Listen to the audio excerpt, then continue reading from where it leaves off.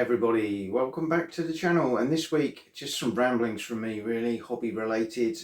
Just wanted to share with you some projects that are ongoing in my mind, things that I've had arrived this week in preparation for that, and really just to talk in the main about Midgard.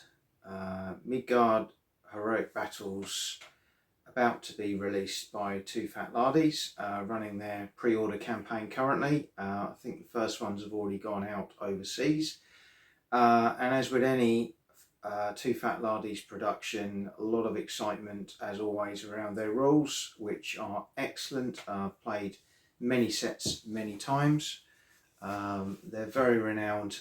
Chain of Command probably the highlight of those. But there are others, Sharp Practice to name one, and then the Ricefits Press Stable, where you've got Strength and Honour, and of course Dave Brown's Napoleonic Rules Grand Armée. So Midgard really excites me for lots of reasons. What I like with Two Fat Lardies rules is that you don't have to buy a pre-descripted army produced by that company. In other words, you can use anything you've already got, or you can go out and buy what you want from which provider you want to buy from, and I really like that. And they've always followed that mantra, and I think long may it continue.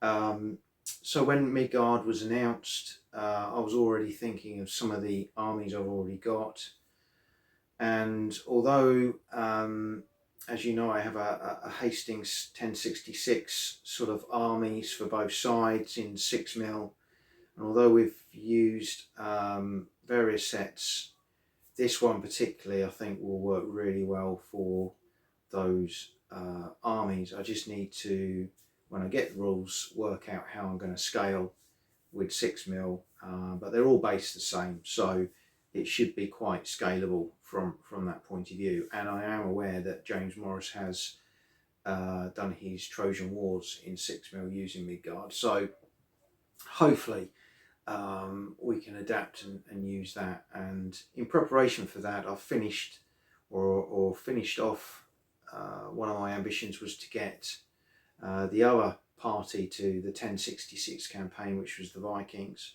So I have a small 6mm Viking army coming, which I will then paint up myself to complement the Normans and the Anglo-Saxons. So should have the whole campaign covered, and then we can play Stamford Bridge, Fulford, whatever we want to play from that point of view. So looking forward to getting those on the table. For me, Midgard has also opened up some other things. So some of our Saga forces, which I've got a huge Viking army, which probably runs to about 10 or 12 points.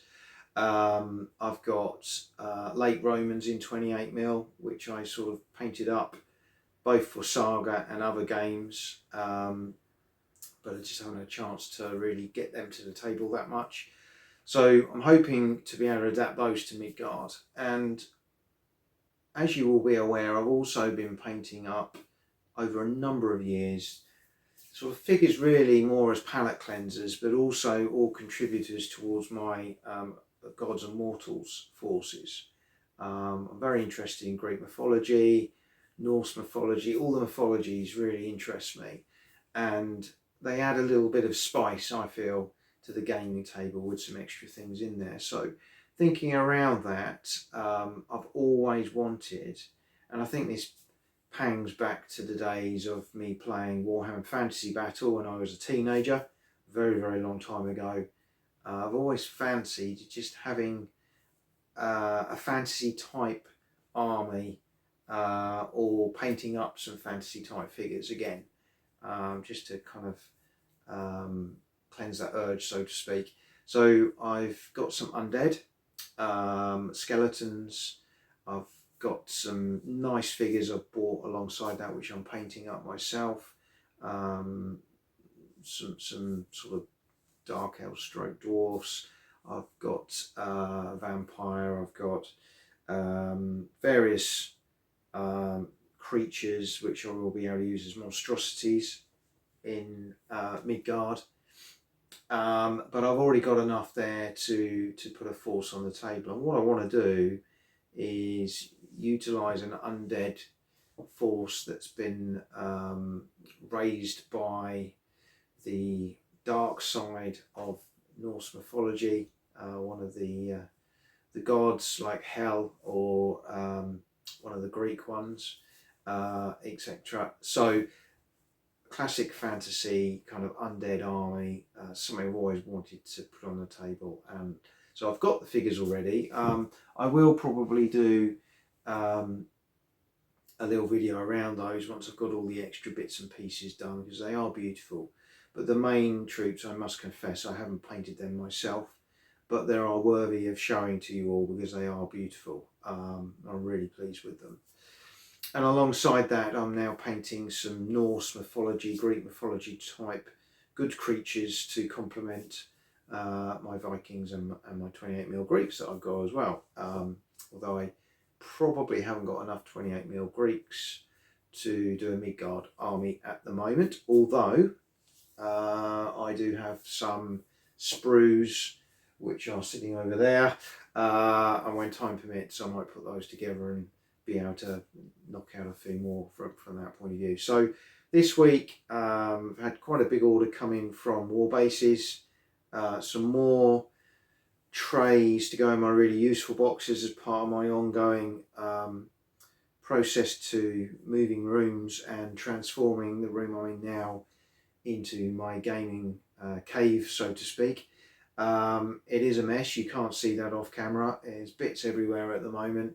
I'm waiting for my table, my workstation, etc. to turn up. They are due in the next week or so.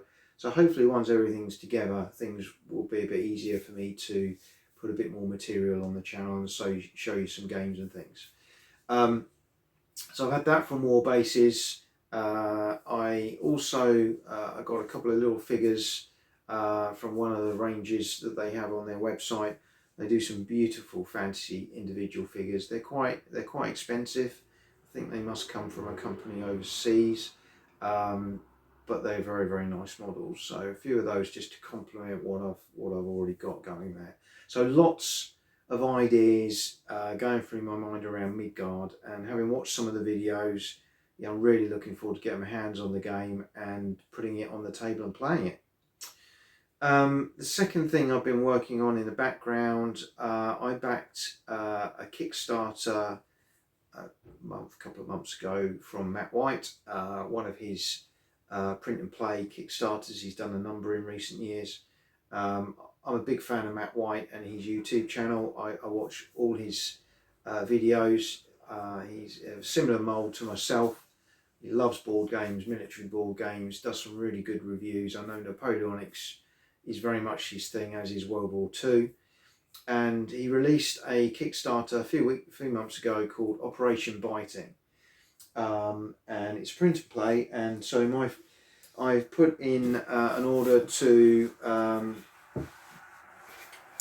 Docs Direct, that's right, who I've talked about on the channel before, and they've done a marvellous job in getting me a nice thick card recreation of the map that the game will be played over. So I'll be able to put this under plexi to keep it nice, and then I've got started to print out the counters you need for the game. But in a nutshell, this is the Bruneval raid, and you've got to get inshore with your airborne, get the radar parts that you need, grab some prisoners, get back to the beach, defend the beach exit until the Royal Navy can pick you up and exit. So sounds really good fun, interesting little game.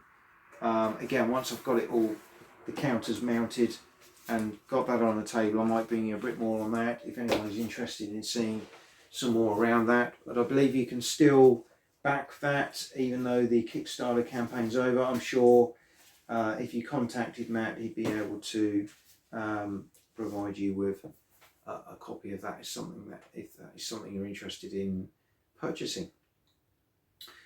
So lots going on. It's all a bit difficult at the moment because of where I am with my hobby room, but once I can get things calmed down and in place, I'm going to be concentrating on getting my Midgard bits and pieces finished. I've also just undercoated and based up, ready for painting, my 10mm Landshaks to go with my Italian Wars Spanish force. So they're going to be a mercenary unit. That will be the final part of that army to do. I've probably left the best or the hardest to last, but once that's done, again, I'll show you how that looks now when that's finished.